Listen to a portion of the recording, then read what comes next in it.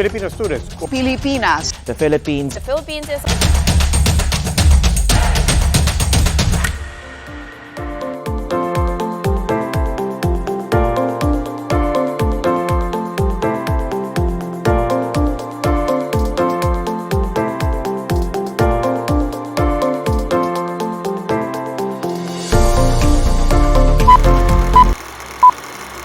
Good day everyone!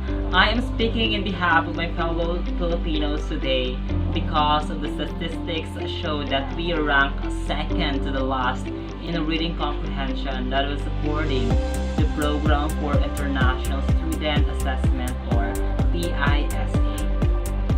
Now, I just want to clarify the reason why it was the result and at the same time the alternative or the possible solution to be done to lessen these numbers of Filipinos who are not able to comprehend. I'll read the context first of the news. Out of 79 participating countries, the Philippines scored lowest in reading comprehension in the 2018 Program for International Student Assessment or the PISA.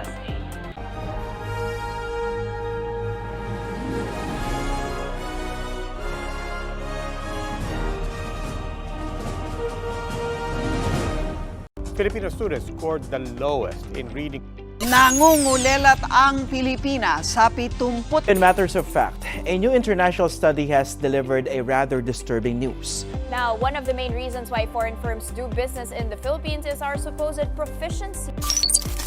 It is a worldwide study that examines students' knowledge in reading, mathematics, and science. 600,000 15-year-old students around the world participated in the exam, which was conducted by the Organization for Economic Cooperation and Development or OECD. According to the results released Tuesday, December 3, 2019, Filipino students scored a mean of 340 points in the reading comprehension exam. The OECD average is 487 points. Performance of both boys and girls in reading also ranked lowest among PISA participating countries.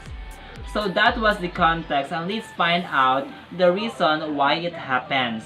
A total of 600,000 students aged 15 took the PISA exam last year. Most students in the Philippines over the age of 15 are in grade 9.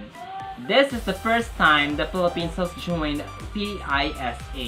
As the computer-based test took 2 hours, and the weakness of Filipino students in English reading comprehension as well as in math and science was exposed. Now that DepEd is aware of the weaknesses of students in the aforementioned subjects, the basic curriculum should be reviewed.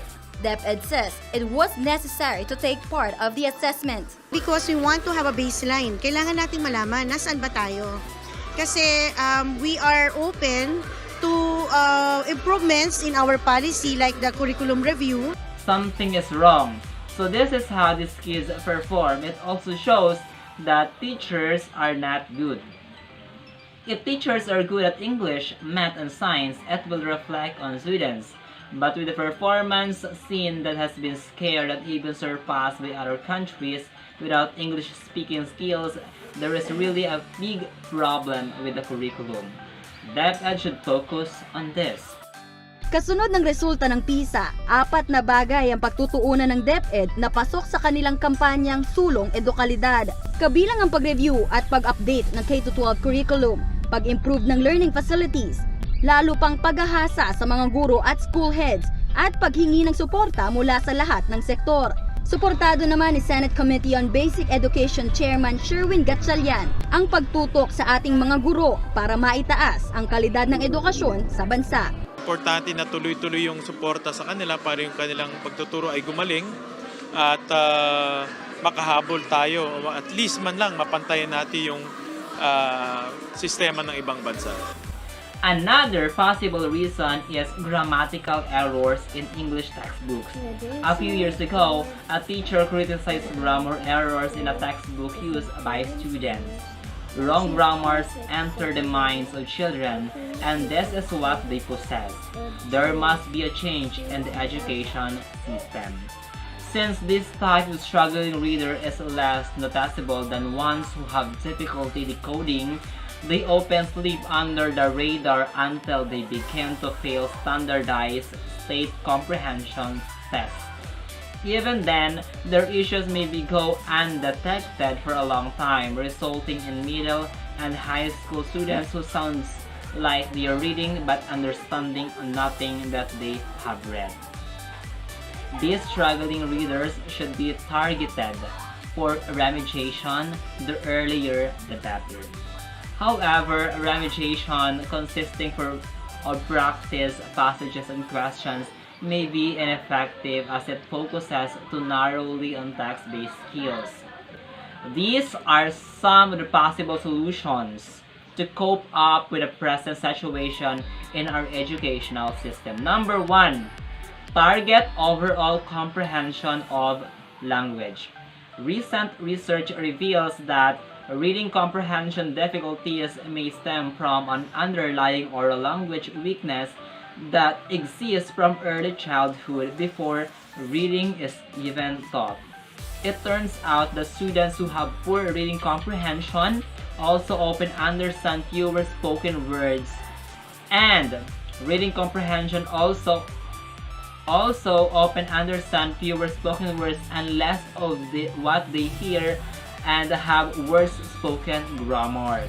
So to address reading comprehension deficits effectively, educators may have to use an approach that teaches vocabulary, thinking skills, and comprehension first in spoken language and then in reading and written language. Number 2, teach vocabulary, because students with poor comprehension often have poor vocabulary skills and understands less of what they hear. It's helpful to teach the meanings of new words through the use of multi-sensory strategies like graphic organizers, pictures, and mnemonics. Improving their overall language skills increases the likelihood they will understand the words they encounter in written text. Since it is impossible to know every word one might encounter, students should be taught about the different types of context clues and how to use them to determine the meaning of unknown words. Number 3, teach thinking strategies. Once students have the vocabulary to be able to make it through a text, they often struggle with the complex thinking or sustained attention required to keep up with all of the important details and to access information that is implied but not directly stated. Students can learn and then use such strategies that work best for them depending on the text they are reading. Pulling deeper meaning out of text through the use of thinking strategies can be beneficial not just to reading comprehension but also to writing. Number 4, have students practice reciprocal teaching. Once taught, cognitive strategies can be consistently practiced and implemented through the use of reciprocal teaching, which encourages students to take a leadership role in their learning and begin to think about their thought process while listening or reading. Teachers can use reciprocal teaching during class discussions with text that is read aloud and later with text that is read in groups. The students should rotate between the following roles. Number 5, directly teach comprehension skills. Students should be directly taught comprehension skills such as sequencing, story structure using the flat mountain, how to make an inference and draw a conclusion, and different types of figurative language.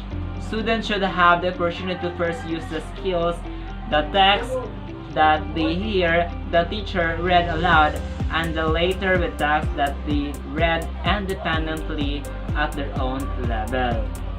The comprehension skills and strategies listed above can be used with a whole class, as they closely align with reading and language arts standards for elementary and middle school students. teachers can help students select reading material with vocabulary that matches their current ability level so that within a classroom, students are reading text and working on vocabulary at levels that are accessible for each of them.